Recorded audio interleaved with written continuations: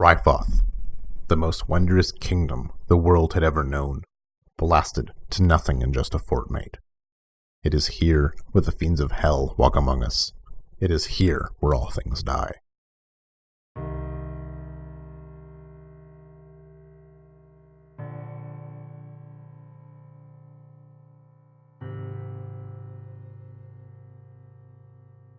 Our story begins with two kings, driven by lust for power and conquest.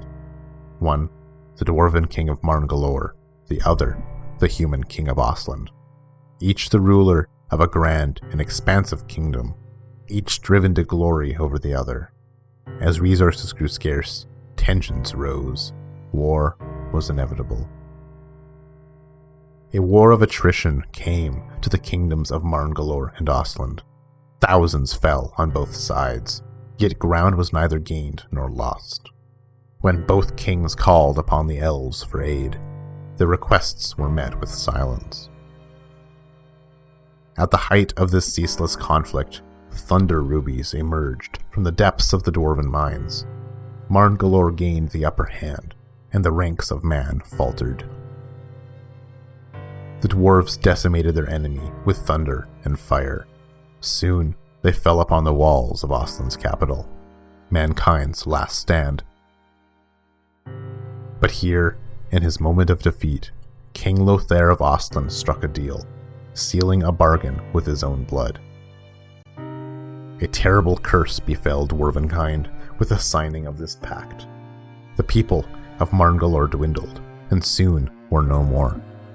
The elves continued to look on from a distance with disdain, and retreated deep within their ancestral forest of Sir Talinth, for they alone knew what truly had been done. In their victory, mankind celebrated, hailing King Lothair as their savior. But their victory was short-lived. Mount Kest, overlooking the kingdom of man, erupted with molten earth, splitting and sundering the land. From the fiery abyss emerged the archfiend Burperos, invited into our world through a doorway opened by none other than King Lothair himself. And so began a new reign. Now, more than 100 years later, we see the true price of Lothair's victory over the dwarves. Our new home, a land ruled by tyranny, violence, and desperation.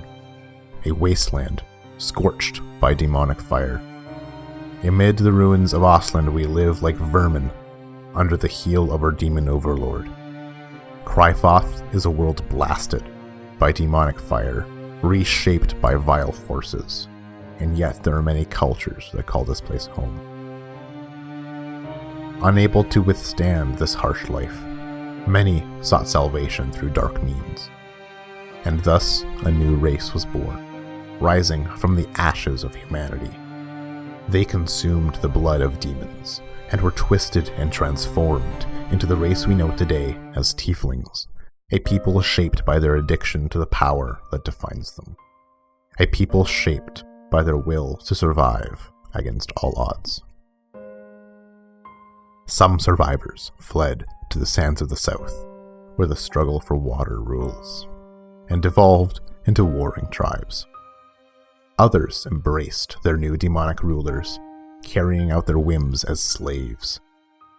And a select few took up arms, as futile as that may be, fighting fire with fire, a tiefling rebellion called the Blood Knights. The Ash Elves walk the southern sands, their ancestors abandoned long ago by their kin and severed from the old magic of Sir Talinth.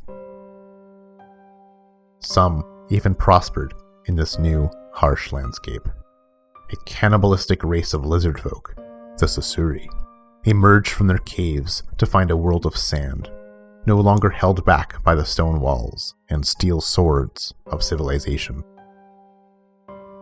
And orcs, a race thriving on bloodshed and violence, now live fruitfully in this rugged and twisted landscape.